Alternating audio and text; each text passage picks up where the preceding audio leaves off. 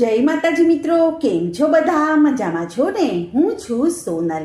સ્વાગત છે તમારું આપણી યુટ્યુબ ચેનલ ચામુંડા સ્ટુડિયોઝમાં. મિત્રો, આજે હું તમારી સમક્ષ લઈને આવી છું પુરુષોત્તમ માસની કથા.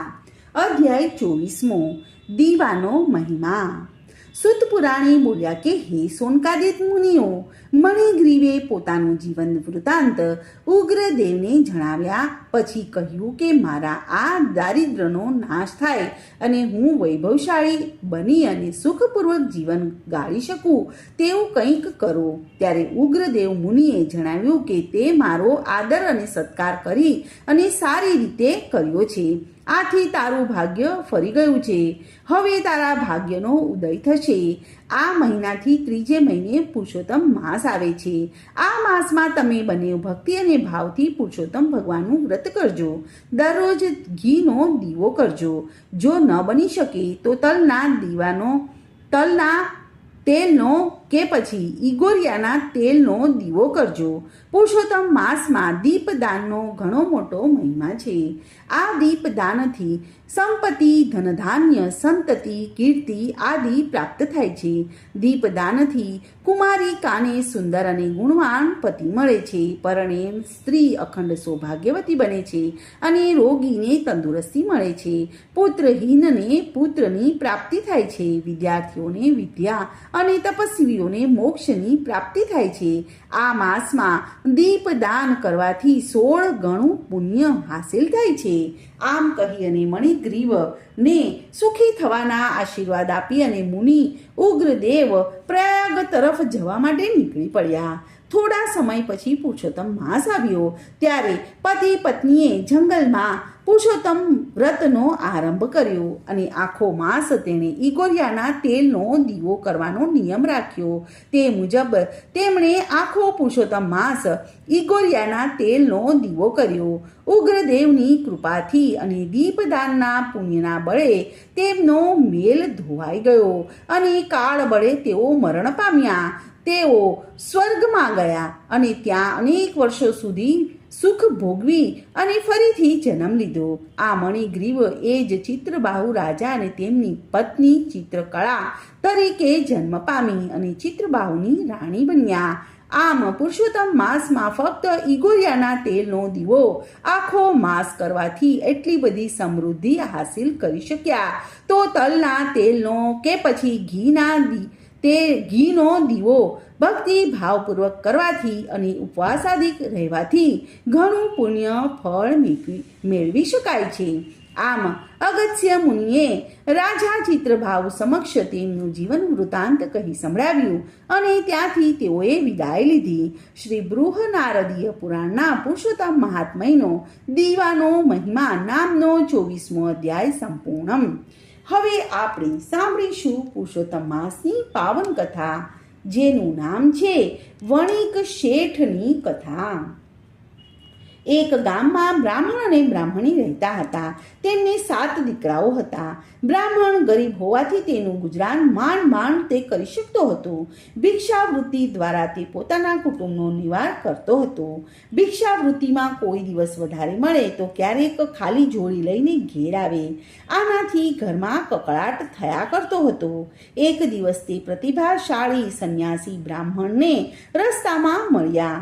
બ્રાહ્મણે 2 હાથ જોડી અને પ્રણામ કર્યા અને નિરાશ વદને બોલ્યો કે હે સ્વામીજી, ઘણો દરિદ્ર છું. આ દરિદ્રતામાંથી મારો છુટકારો થાય તેવો કંઈક મને ઉપાય બતાવો તો સારું.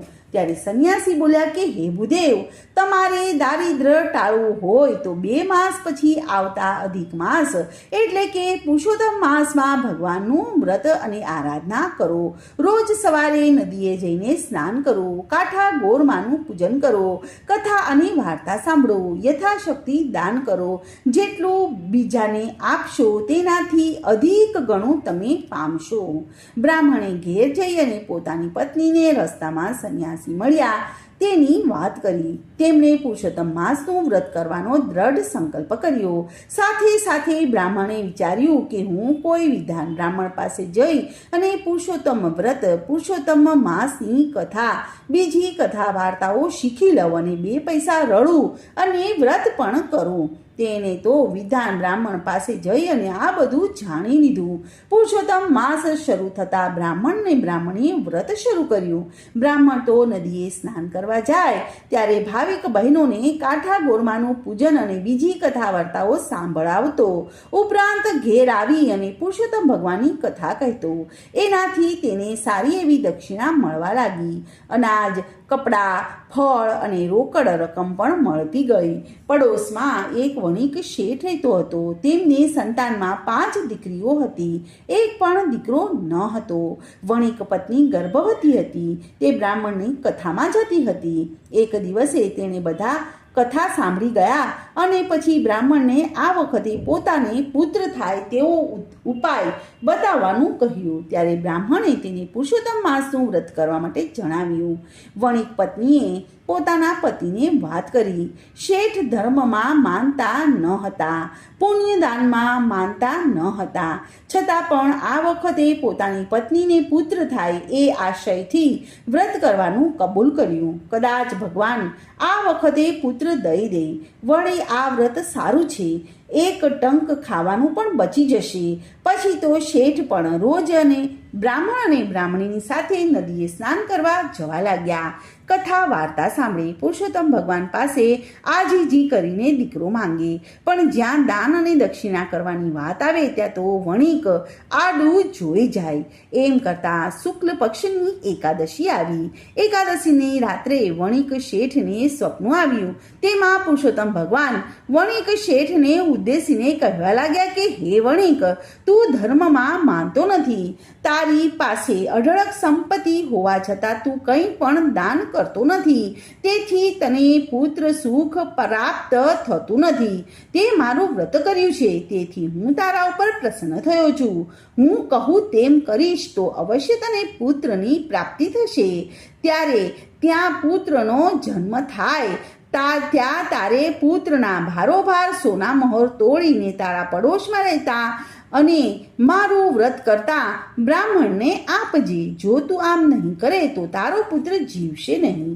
પુત્રના વજન જેટલી સોના મહોર આપવી પડશે. તેથી વણિકનું મોઢું નારાજ થઈ ગયું.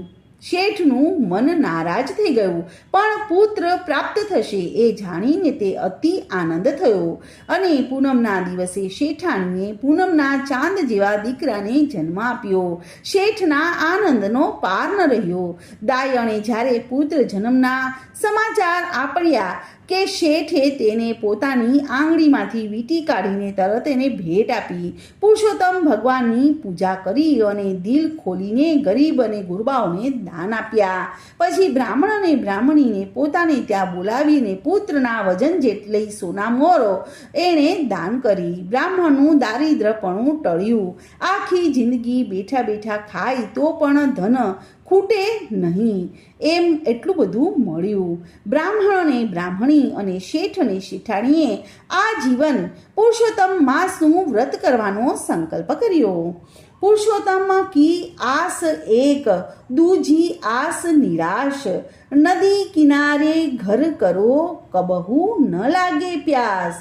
બોલો પુરુષોત્તમ ભગવાનની જય. કાંઠા ગોર માત કી જય.